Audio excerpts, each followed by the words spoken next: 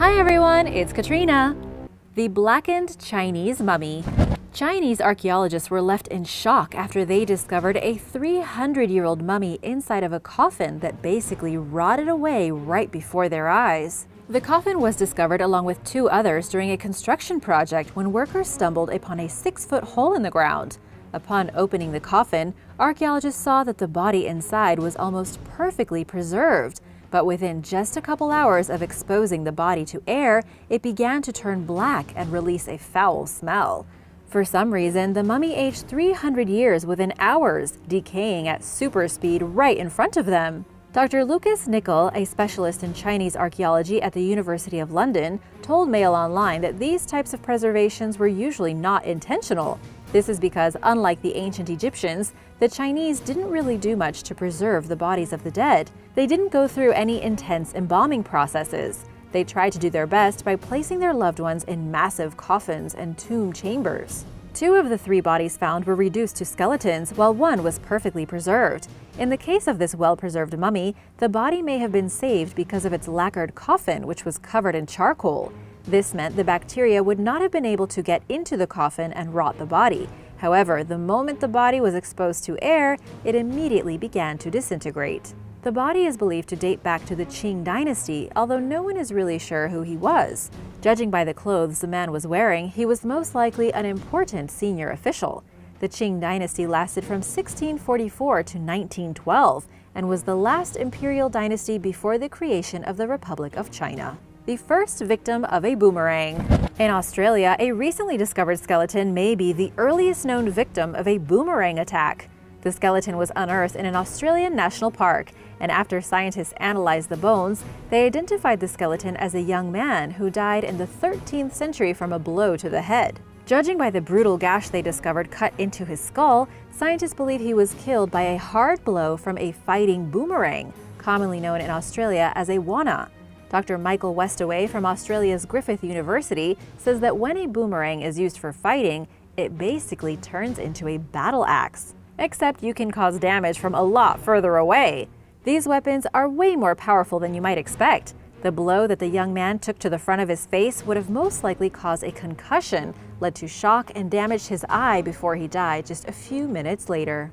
The skeleton was first discovered by a local Aboriginal group who noticed the beaten skull poking out of the dirt. Luckily, it wasn't recent. The skeleton had no defensive wounds, though his remains showed signs of further damage. Nobody knows why this unfortunate man was beaten so horribly and killed with a boomerang, but scientists say it was likely a surprise attack. Boomerangs are still around today in Australia, though they are more of a symbol of national heritage than fierce war weapons. The ball and chain. A perfectly preserved iron ball and chain used in the imprisonment of a condemned individual 300 years ago was recently found on the banks of the River Thames in London. The iron ball and chain was originally made in the 17th or 18th century, and it was pulled from the mud with its lock still fastened, suggesting that whoever had been wearing the ball and chain had probably drowned while attempting their escape. It weighs 17.64 pounds, so not sure. Unfortunately, we might never know what exactly happened to the prisoner. Was it a magician who was able to free himself, or did he die with his shackles? Or was this just simply thrown into the river? According to Kate Sumnall, an archaeologist with the Museum of London who examined the discovery, these types of iron devices are extremely rare. She also said that the ball and its chain were both crafted from a high-quality iron, making them extremely valuable, so it's unlikely that anyone would have left them behind on purpose, as they could have been sold for a hefty sum. Additionally, the padlock had been skillfully made, suggesting it was not the kind of padlock used in a ball and chain for a slave. As for where the prisoner had been held before their escape, well, that's still a mystery. World War II Valley of Death. Archaeologists in Poland have recently exhumed the remains of numerous bodies from World War II that had previously been lost, in a place that has since been dubbed the Polish Valley of Death. Located near a small town in the northeast of Poland, the Nazis are responsible for killing as many as 2,000 people in the area. Archaeologists and historians tried to piece together what happened at this tragic site. It appears that members of the Polish underground were imprisoned by the Gestapo secret police and taken to their final resting place. But everyone in the area was affected. Included among the dead were doctors, priests, students, teachers, and businessmen. Now excavations being done in the fields and farmlands surrounding the small Polish town have finally revealed the location of all the people who went missing. The lead archaeologist on the project, Dr. David Kobialka, says that inmates of the Germans were brought to the Valley of Death and that there were likely no witnesses to their crimes. Archaeologists used metal detectors to uncover the remains. They also found German handgun shells near many of them, confirming their suspicions. Dr. Kobialka says that it is unknown how many Poles lost their lives at the site, but they are going to try to find them one by one so they can be moved and laid to rest at the cemetery of the victims of Nazi crimes. Floating disc. A swirling disc suddenly appeared in a river in Maine. The churning, spinning formation measured 300 feet across and made people online go crazy, comparing it to crop circles or some sort of landing strip for a UFO. Was it made by a spaceship hovering over the water? The swirling disc was actually made completely of ice. It was perfectly circular, and it definitely looked like something that a UFO would be capable of landing on. Unfortunately, or fortunately, depending on how you feel about it, experts have swiftly dismissed the swirling disc as nothing more than a chunk of river ice that had its sharp edges rounded off by hitting the shore repeatedly. This is according to Ethan Gutman, a hydrologist at the National Center for Atmospheric Research. This guy knows his stuff, and he claims that sometimes when a block of ice breaks free and gets caught in spinning currents, it ends up hitting the hard sides of the river and turning itself into a perfectly circular disc that looks an awful lot like a UFO. While it might not be from outer space, this strange phenomenon is still incredibly rare, and even when you know what it is, it still looks a bit spooky. The San Diego Giant. In 1895, shocked prospectors in California allegedly discovered the remains of a rather tall and large human. At this time in history, it seems that many people were reportedly finding giants all over the place. This one measured over 9 feet tall, and some claimed it to be the remains of an unknown race of giant men. The San Diego Giant was put on display in 1896 after being purchased by a man named Fred Rawson. He would charge people to come and view the magnificent tall man. People came from far and wide to see the giant. However, several news sources from the time reported that it was definitely a Native American man, and not an unknown race as he claimed, and that the giant actually measured 8 feet 4 inches tall, not 9 feet, but still. In 1908, the Smithsonian Museum got quite interested in the giant and came to investigate. They asked Rawson if they could take a sample of the mummy's skin, and he said yes. He had nothing to hide, and even better, he would sell it to them for $500. The scientists bought the giant and tested it, and while there were elements that were very real, such as an old shroud over the head, worn teeth and ribs, when they tested the hand, a piece of skin turned out to be gelatin. At that time, testing was not great, but the giant was declared a fraud. The museum hid the giant away, and no one has seen or heard of it since. Wonder if they still have it. Would be pretty cool if they could take out all these giant discoveries from the 1800s, even if it's just for fun. Everybody makes mistakes. The Wheel of Torture. A skeleton recently discovered in Italy may have been the victim of the legendary Wheel of Torture. These gruesome human remains were discovered with 2 buckle bindings next to him, suggesting the person had been tied up at the time of death. During the excavations, archaeologists discovered 56 other individuals beneath San Ambrogio Square in Milan, dating from the Roman Empire to the 16th century. At first, they thought that this poor soul had died in battle, but there were so many injuries and shattered bones that it looked like something more sinister. It looks like he had suffered one of the most painful deaths imaginable. It's true that death by torture was relatively common throughout medieval Italy. In fact, torture was popular throughout all of medieval Europe as it was regarded as a socially acceptable form of punishment. But there's a big difference between stories and archaeological proof. This poor guy did not go peacefully, let's just put it that way. The researchers who found his bones detailed their findings in the Journal of Archaeological Science, with many examples and pictures of damage done to his bones. The wounds and breakage, along with the buckles next to the skeleton, are proof that this 18-year-old was a victim of wheel torture. There are few archaeological examples of this torture method, but nobody was safe back in the day. It was used on people accused of spreading the Black Death. He may have had a disfigurement, who knows? This young man had buck teeth and was about 4 inches shorter than others his age, so maybe he was picked on for that. The researchers think that an angry crowd may have accused him of something. They wrote, "This case describes for the first time the remains of a victim of the wheel and underlines the importance of archaeology and anthropology in reconstructing cases of violation of human rights in the past." The Miniature Coffins. About 200 years ago, a group of boys out hunting for rabbits in the wilds of Scotland found a mysterious and very creepy collection of miniature coffins. The boys entered a small cave, and inside, concealed within, were 17 mini coffins made of wood and filled with not mini skeletons, but dolls. Each coffin contained a small wooden figure carved with a face and dressed in unique clothing. Even though it's been 200 years since they were discovered, historians and archaeologists still aren't sure what these creepy coffins represent or why they were filled with equally disturbing little dolls. Were they a superstitious charm or some sort of satanic ritual? Considering they were found in the 1800s, locals blamed witches and announced the dolls as tools in some kind of demonic witchcraft. But this probably wasn't the case. The director of the Museum of Hamburg History came up with a theory in 1976, saying that the coffins were probably lucky charms that had been stashed in the hillside by a merchant who would have later sold them to sailors. Apparently, some sailors would keep mandrake roots or dolls in tiny coffins for good luck. However, there is no evidence to show that this was a real tradition. No one ever came forward to explain the dolls, and their mystery persists to this day. Today, only 8 of the coffins remain, and they are on display at the National Museum of Scotland. The Bleeding Glacier. A pretty creepy discovery was made in Antarctica when a glacier that was spotted looked like it was bleeding. This glacier was found in the dry valleys of Antarctica, a place that is extremely dry and arid, hence the name. But underneath the dry glacier, there is a network of salt, water, and strange life forms. It would appear that some of this life has been causing the glacier to bleed.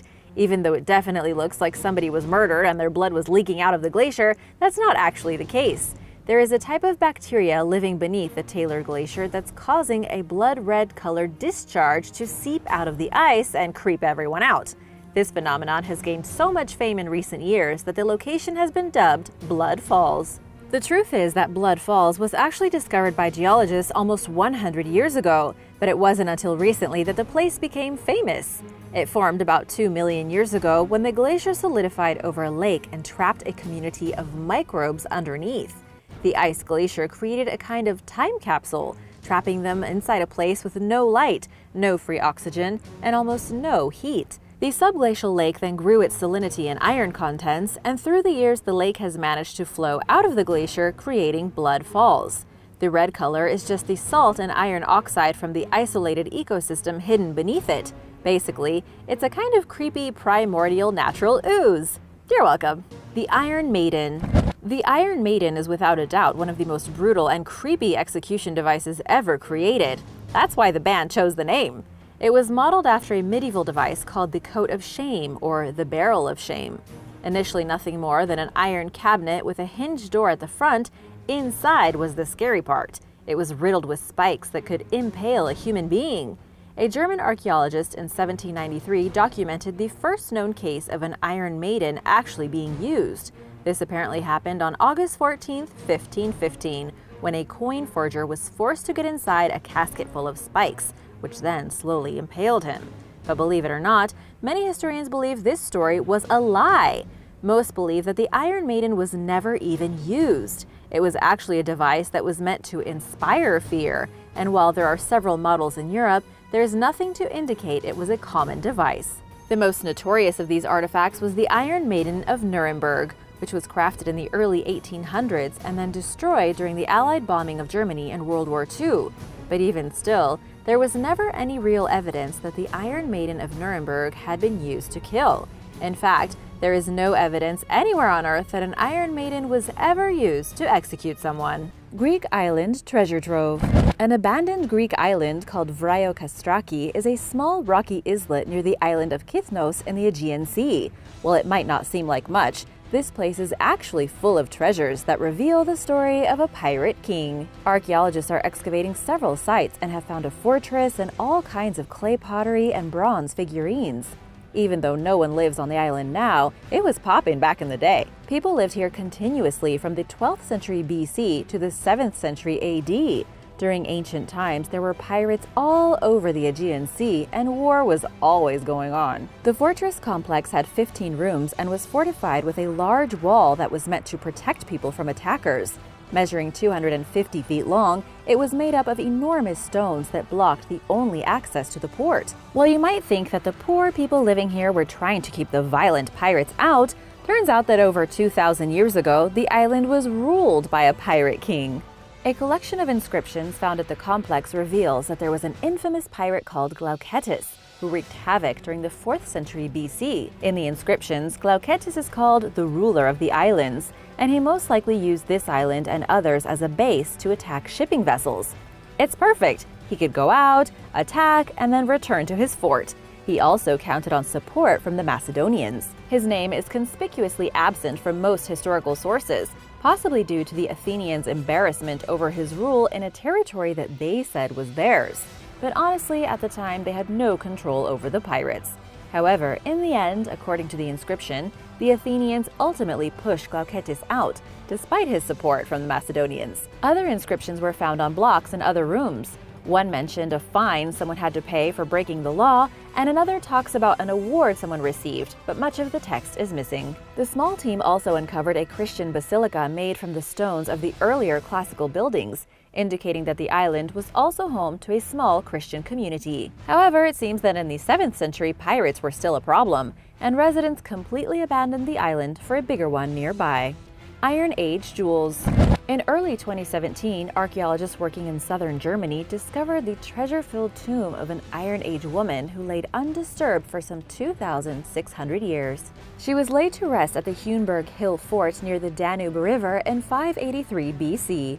The remains indicate that the woman, who stood at 5 foot 3 inches tall, was likely an elite member of Celtic society. She was between 30 and 40 years old when she died and was buried with a large hoard of treasure all around her. There was amber, gold, and bronze jewelry, furs and textiles, bronze jingle bells that once hung on a horse's chest, black stone bracelets, a bronze and leather belt, and an ornament made from boar's horns.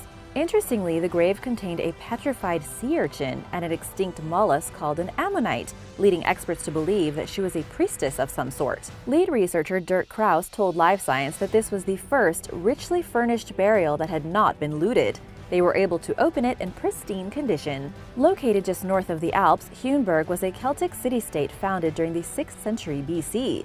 Although locals have long known about it, archaeological excavations did not begin until 1950. By then, it was too late to save some of the site's contents from thieves. Thankfully, they somehow missed the wealthy woman's grave. New Dead Sea Scrolls. For the first time in 60 years, archaeologists have discovered new Dead Sea Scrolls. Found in a remote desert cave south of Jerusalem, to reach the site, a team from the Israel Antiquities Authority rappelled down a steep cliff into the canyon below.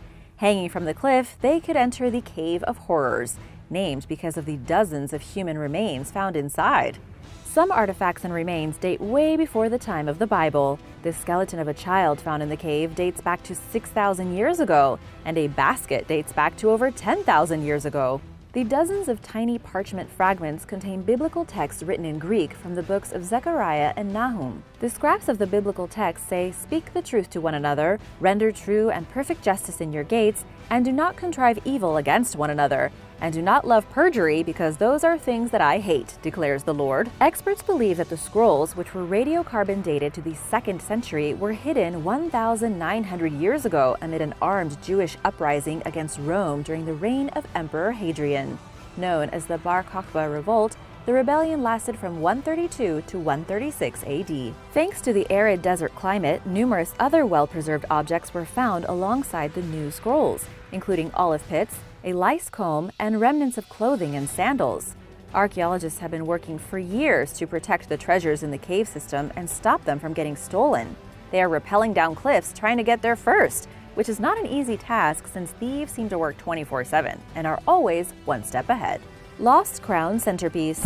Metal detectorist Kevin Duckett of Northamptonshire, England, received the surprise of a lifetime when he spotted what he thought was a crumpled piece of foil peeking out from the dirt in a field.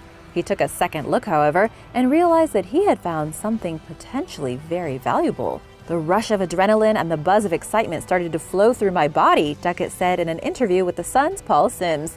"I was holding what appeared to be a heavy, solid gold and enameled figurine." The 2.5-inch statuette, which depicts the 15th century monarch King Henry VI, may be the missing diadem from King Henry VIII's coronation crown, which was worn by Henry VIII himself. It was also worn by his 5 successors during their coronations. Researchers have long thought the piece was lost to history, having possibly been melted down and its jewels sold in separate pieces after the British monarchy fell in 1649.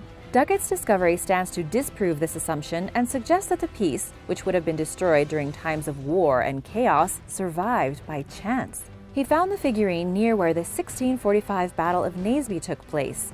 The battle resulted in King Charles I being defeated and deposed, and Duckett believes the monarch may have lost the diadem while fleeing the battleground. The historic loss is our gain. Rare map. The most important map of Australia made before the arrival of the British mysteriously disappeared. Back in 1659, before Europeans had fully explored Australia, Dutch cartographer Jean Blau created a map of the continent. Much of the eastern coastline is missing in this depiction, known as the Archipelagus Orientalis, or Eastern Archipelago. He probably just didn't make it that far. However incomplete, the map is important because it was created over a century before Captain James Cook reached the continent and created a map of his own. Live Science reports that this map contains the earliest details of the sighting of Tasmania by seafarer Abel Tasman, who saw Tasmania in 1642.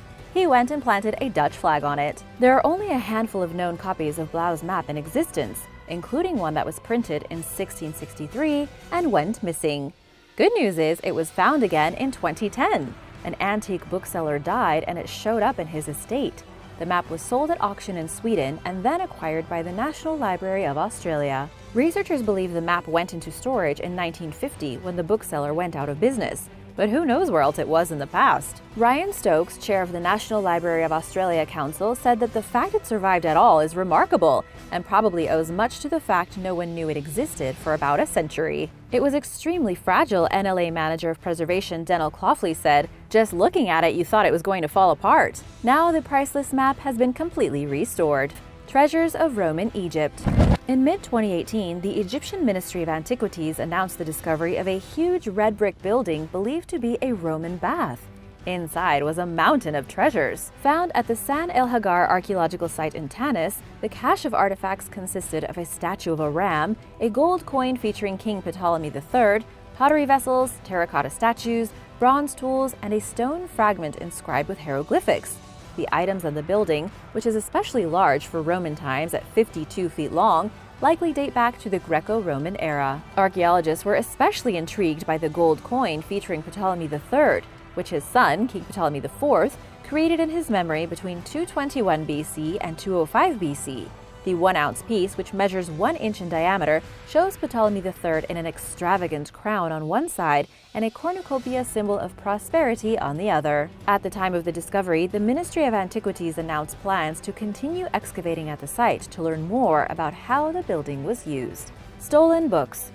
One night in January 2017, over 200 books that are considered historically priceless and monetarily valued at over $3.2 million were stolen from a transit warehouse near London while awaiting shipment to a specialist in Las Vegas.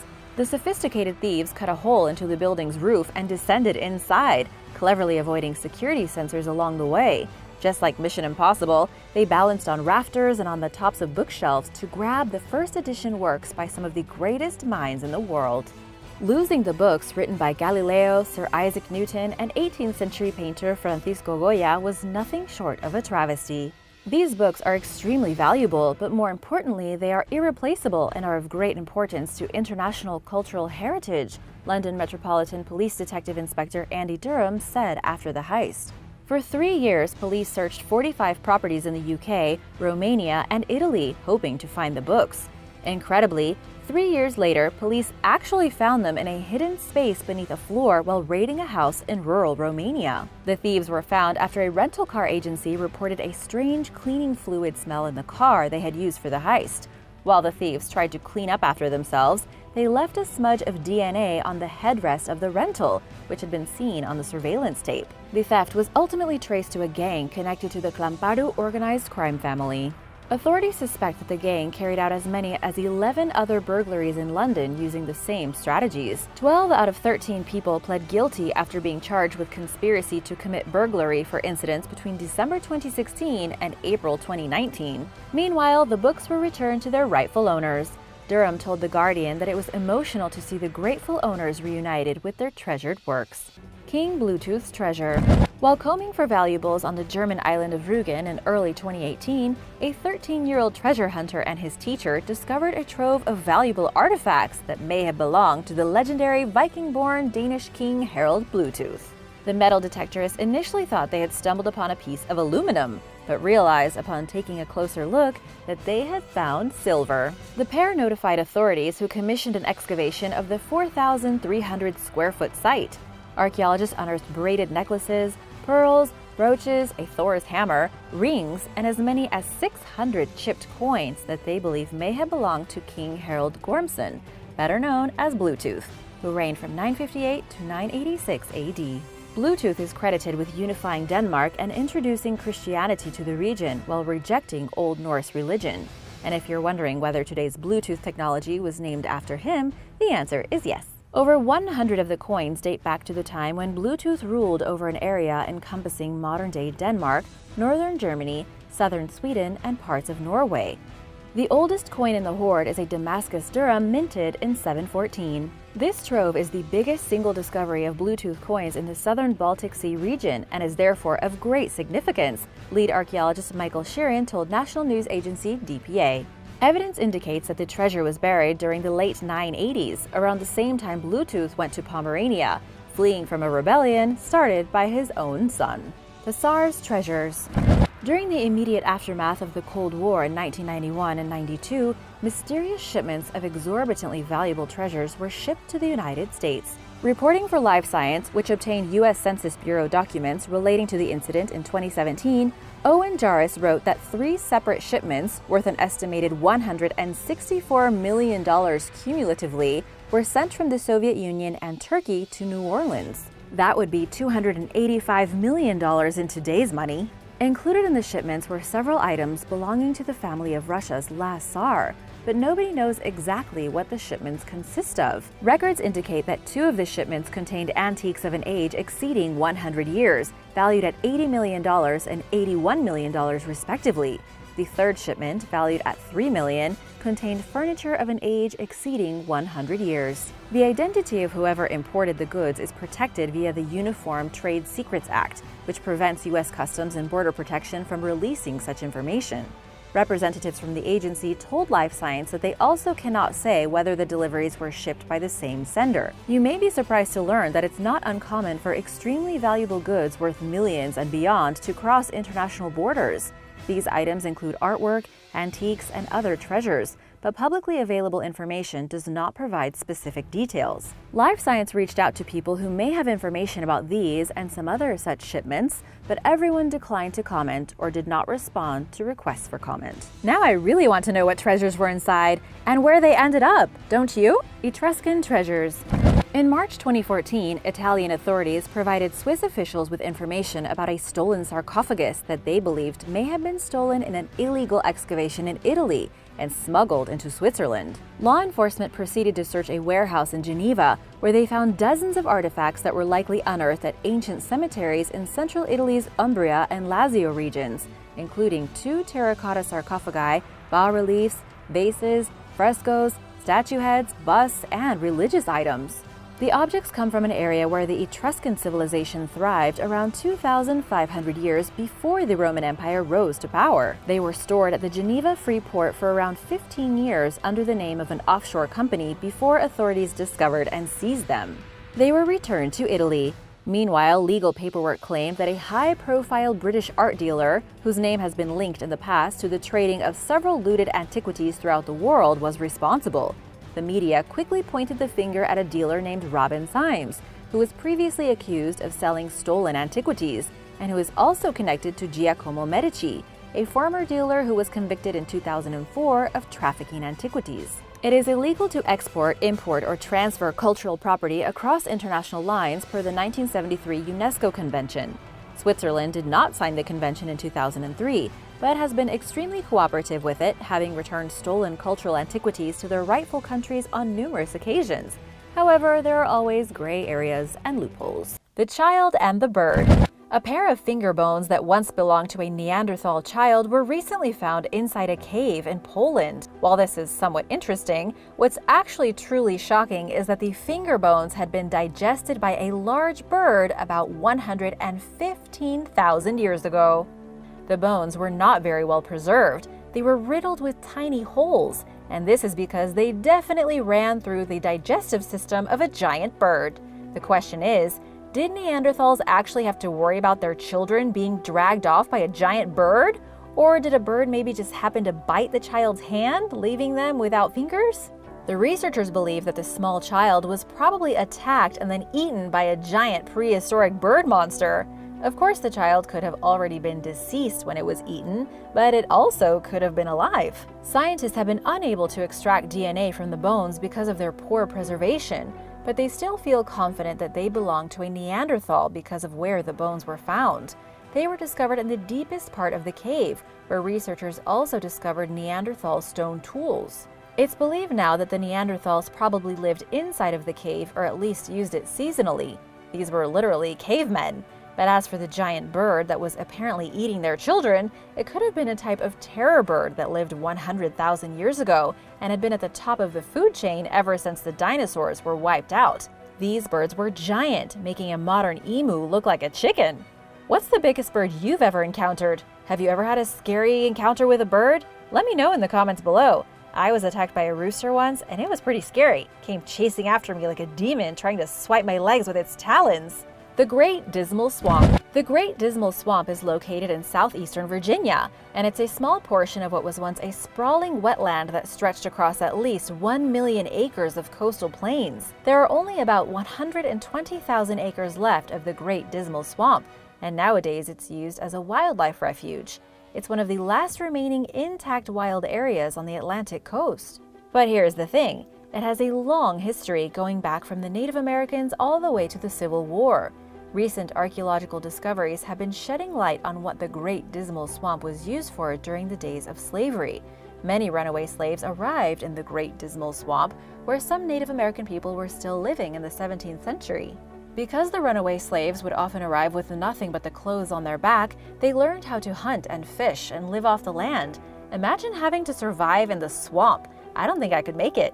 The mosquitoes alone must have been horrible, plus trying to light a fire in the damp, yikes. Some of the most recent excavations from the Great Dismal Swamp have revealed stone tools, fragments of glass, pieces of flint, and other evidence pointing to the people living in the Great Dismal Swamp during the 1800s as basically living in an isolated Stone Age culture.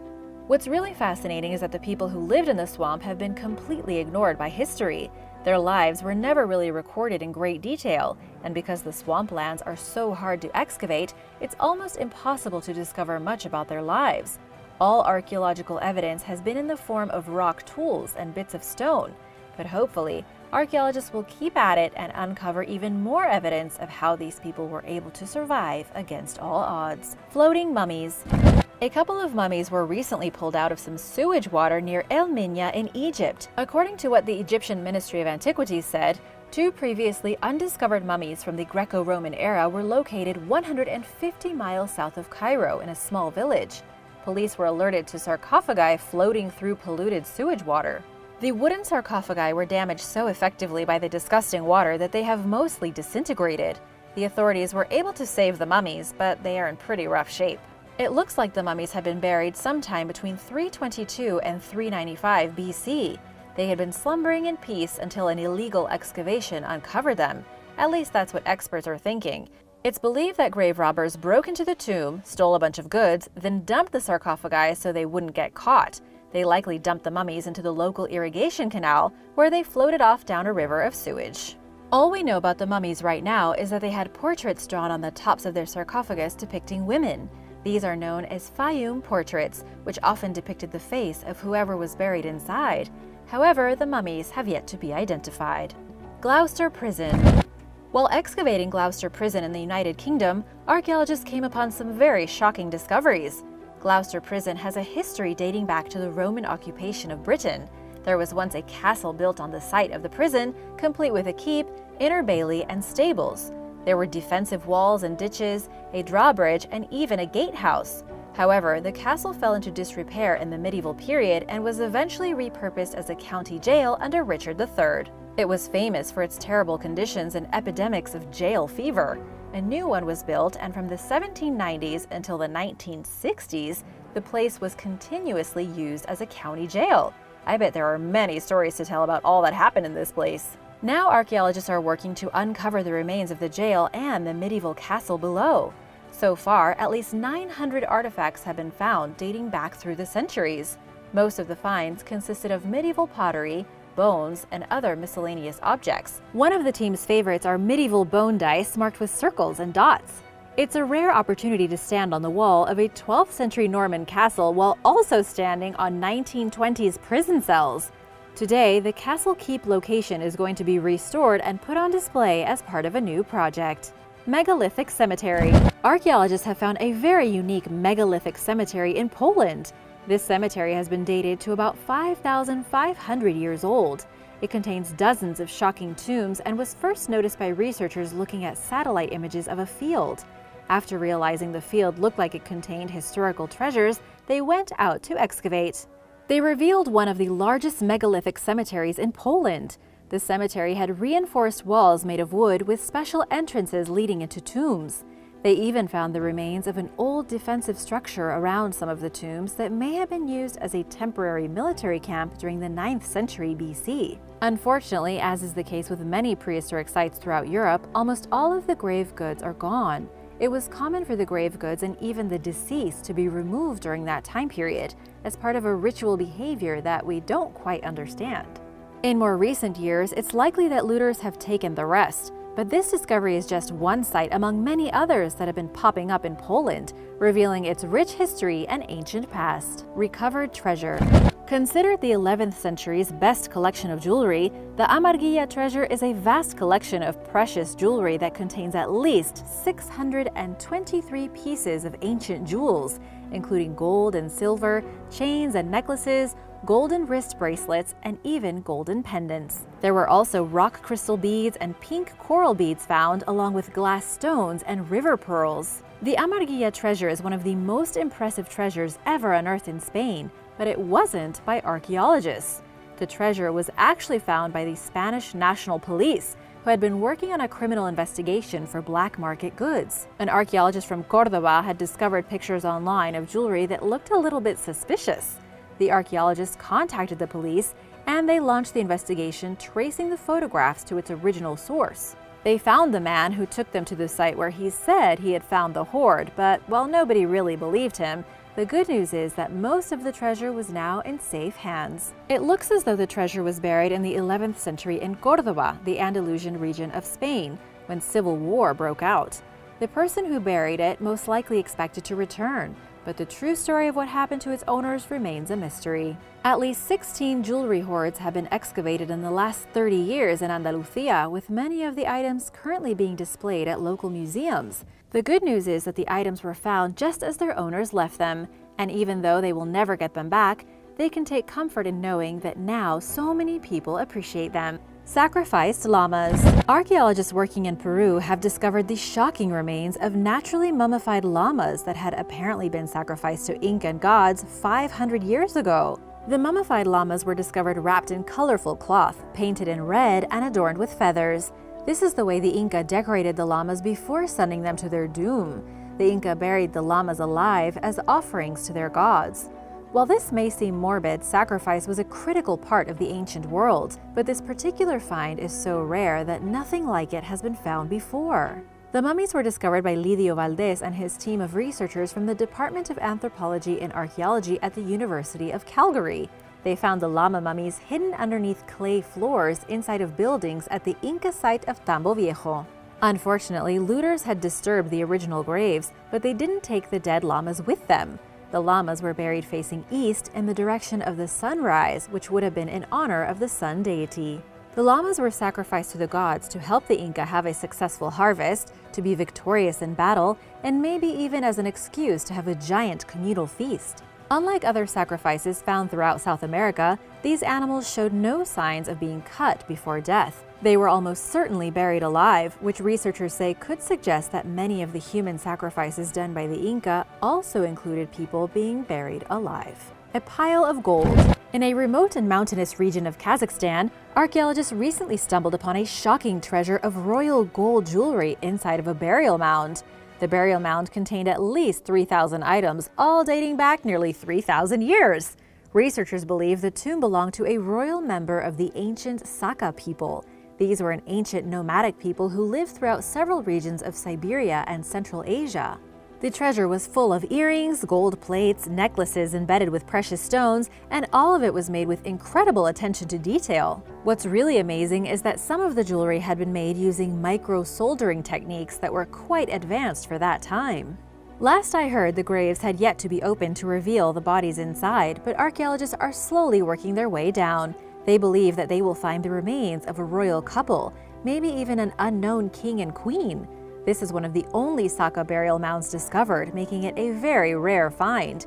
Even rarer is the fact that the burial mound had not been looted, as almost everything in the area discovered by archaeologists in recent years has already been pillaged by grave robbers. Shackled skeletons. Inside of an ancient Roman necropolis in France, an archaeological team unearthed the remains of adults and children still bound in iron shackles around either their wrists, ankles, or necks.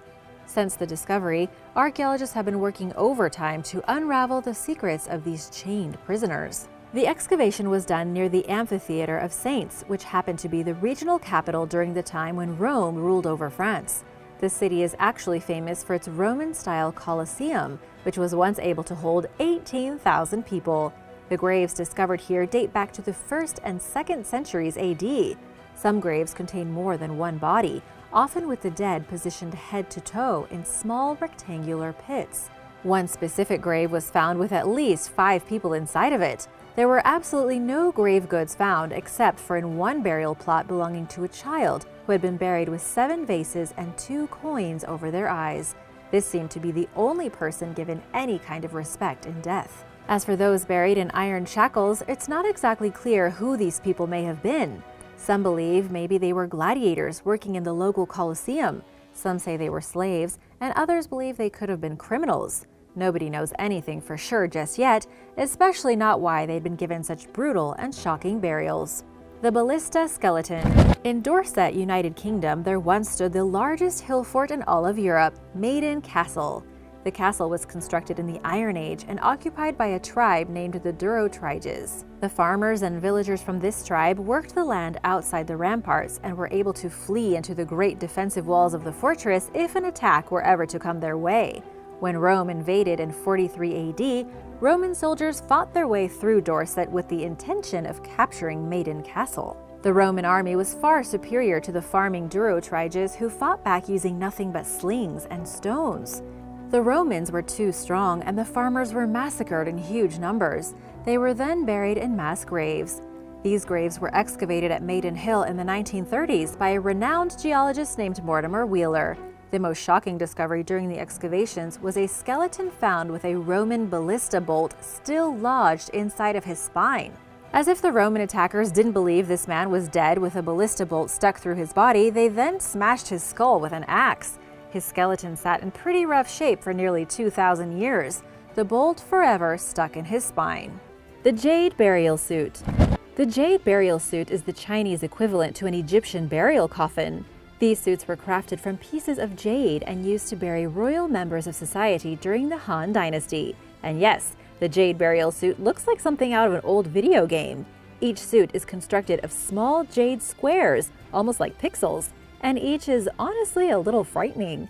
The different pieces of jade are generally joined together by wire, silver, or gold, though the famous jade burial suit of King Xiaomo had its jade fragments tied together with silk.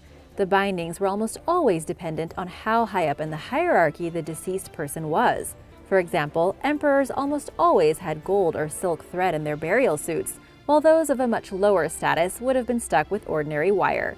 A single suit took several years to make.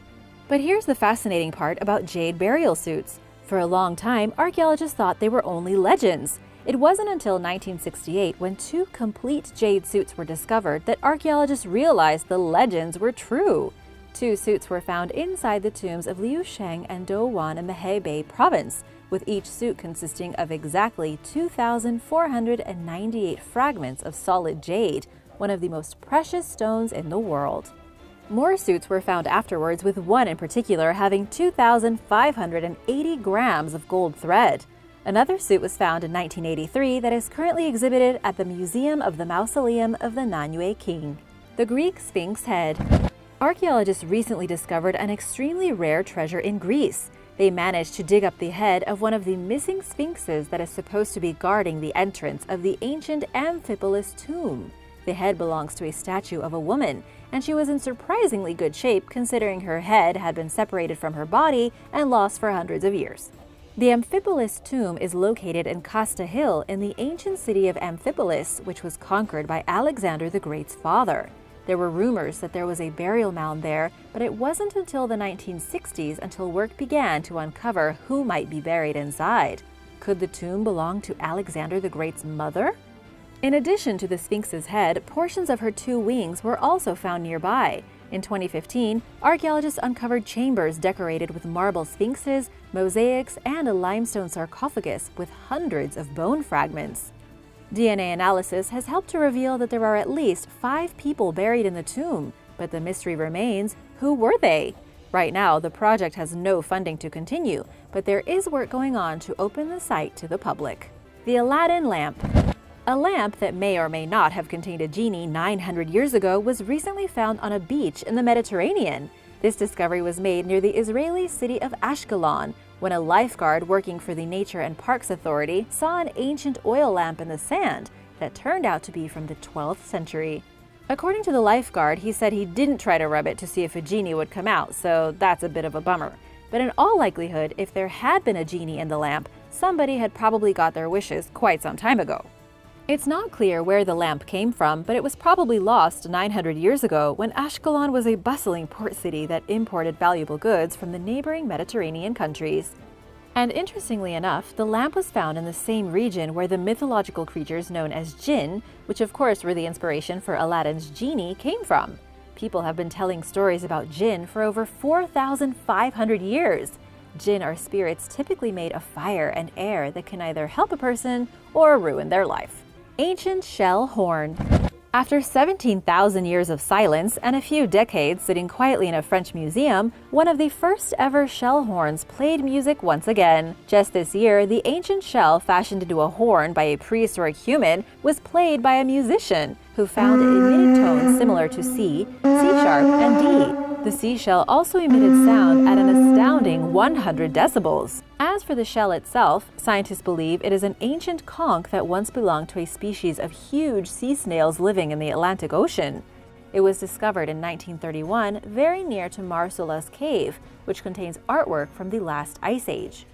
This treasure is obviously very old, and when it was first found, scientists thought it was just a ceremonial drinking cup and stored it in the museum and forgot about it. It wasn't until now that scientists took the instrument out and decided to give it a shot. It is now believed to be the oldest wind instrument that has ever been found. According to a senior scientist at the French National Center for Scientific Research, who happened to participate in the research of the conch, the sound it makes is a direct link with our very own ancient ancestors.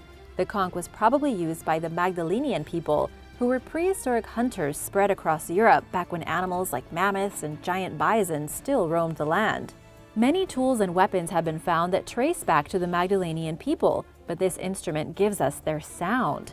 It is so loud it is similar to the roar of an approaching subway train. Scientists believe it was probably used as a calling device or even as a warning system, like the world's first alarm system. How's your lungs? Would you want to try out this ancient shell horn? Let me know in the comments below. An ancient wand. Something described as an ancient wand was recently found in the Negev desert of Israel. The artifact was made from lead and wood, and it was discovered inside a burial chamber that dates back 6,000 years. The grave was deep in the back of a desert cave, and a new study has found that the artifact could be the oldest evidence of smelted lead ever. This is pretty amazing because 6,000 years ago, ancient humans were able to work with copper, but not really with lead, according to Nama Yahalom Mak, the lead researcher on the project and a student of archaeology at the Hebrew University of Jerusalem. Initial analysis of the lead inside the wand suggests it came from Anatolia, which is now modern-day Turkey. The wand likely had great significance to whoever it was buried with, but unfortunately, nobody has been able to figure out what the wand was used for. It obviously wasn't a magic wand, even though it looks like something that would be in a Harry Potter movie. It could have been used for ceremonial purposes, it could have been part of a larger weapon, or it could have been something as boring as a spindle used for making clothing. Some of the researchers suggested that perhaps it had been used in rituals and then repurposed later for some completely mundane task.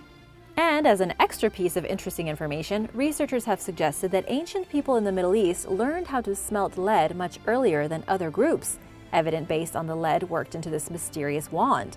That would mean that whoever made this was more advanced than the surrounding cultures. The Cibele Plate.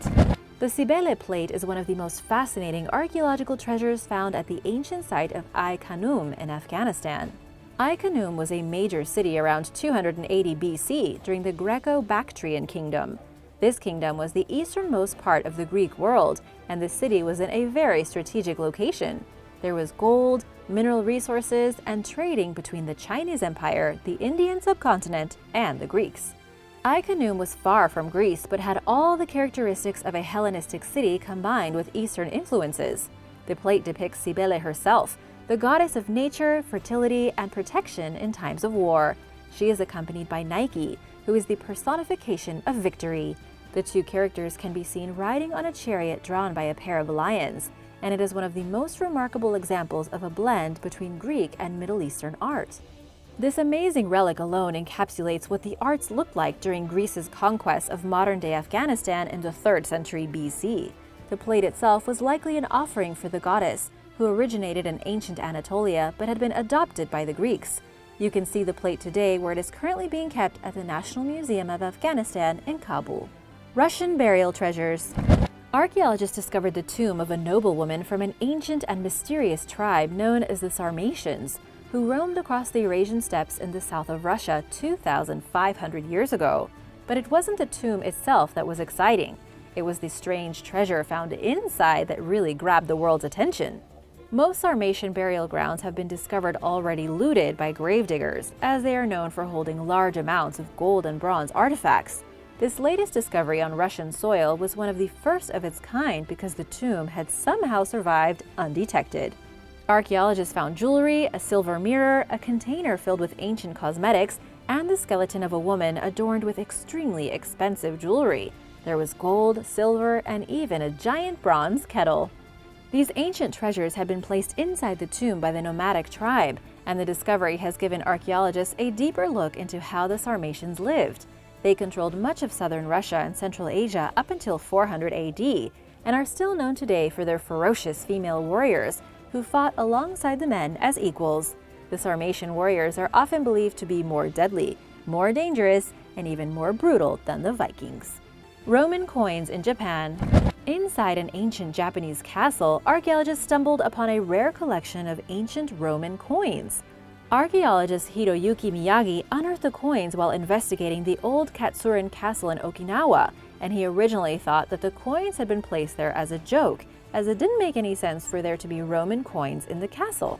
Miyagi even told CNN that he thought they were replicas left behind by tourists, but no, they turned out to be 100% real.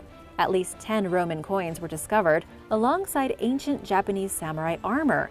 Using X-ray technology, Miyagi identified engravings on the coins that dated them back to between 300 and 400 AD. Unfortunately, this did not help identify where the coins came from or how they made it to Japan.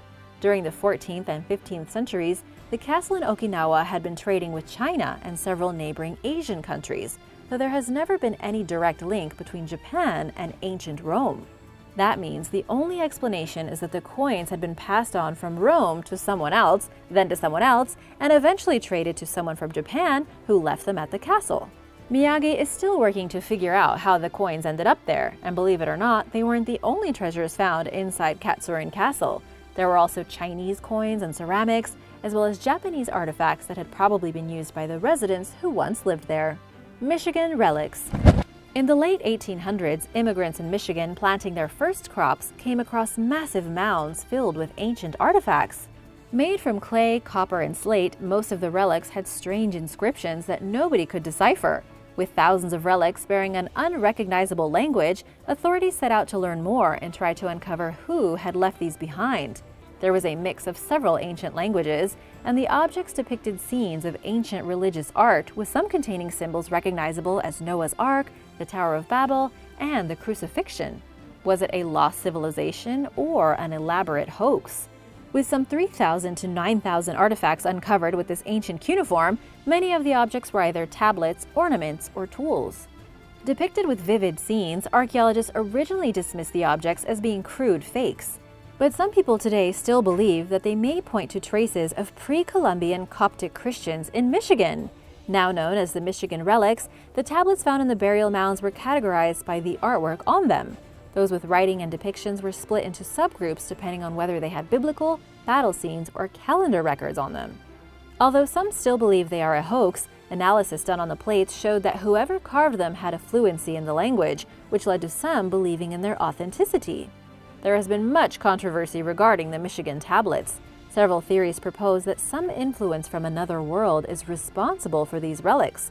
In a book about this topic published in the 80s, by comparing ancient copper mines that were located on Isle Royal, Michigan from 1800 to 1000 BC and tying them to the Greeks and Egyptians who extensively used copper at the same time, the author believes that the tablets may have come from an alien people discovered in both Greek and Egyptian records. Known as the Keftiu to the ancient Egyptians, they were said to be red-skinned people who came from the Isles of the Seas. Another researcher looking into the origin of the relics is said to have found a mystical symbol that he believes points to 4th century Coptic Egyptian Christians. Known as one of the oldest Christian churches in the Middle East, Coptic Christians originated in Egypt shortly after the death of Jesus. Now, the University of Michigan and professional archaeologists have said that the relics are quite crude, and while clergymen wanted to believe in the biblical images depicted in the tablets, they are just whimsical objects made by locals. All they did was confuse people about the past and create a looting spree when everyone went to try to steal things from the real ancient burial sites. Lost Greek treasures. Archaeologists excavating the lost city of Tanea have uncovered a stockpile of invaluable artifacts including coins, sculptures, baths, and even ordinary things like lamps and household goods. The discovery of the lost city itself was pretty big news, since for a long time there had been rumors that an ancient city had been built on the coast of Greece to house the prisoners left over from the Trojan War, and that it had grown into a thriving metropolis under Roman rule, only to later be lost and forgotten. The city was abandoned in 400 AD for unknown reasons, and was not discovered again until 2013 when excavations began. But even after it was found again, it took another 5 years for archaeologists to confirm that they were indeed digging in the mythical lost city of Tanea. They had to uncover enough artifacts to confirm their theory, and they definitely have. An oil lamp was discovered with the depiction of the Trojan hero Aeneas carrying his father during the evacuation of Troy, but they also found coins, cosmetic containers, and lots of statues that confirmed their theory. And as for where the residents of Tanea went and how the city was lost, it's believed that the Slavs invaded the area, causing the people to flee and never return. Then, over time, the structures and buildings collapsed and were covered with dirt. As of right now, excavations are still ongoing. Thanks for watching! Which artifact was your favorite? What would you like to learn more about? Let me know in the comments below, and remember to hit that subscribe button if you haven't already. See you soon! Bye!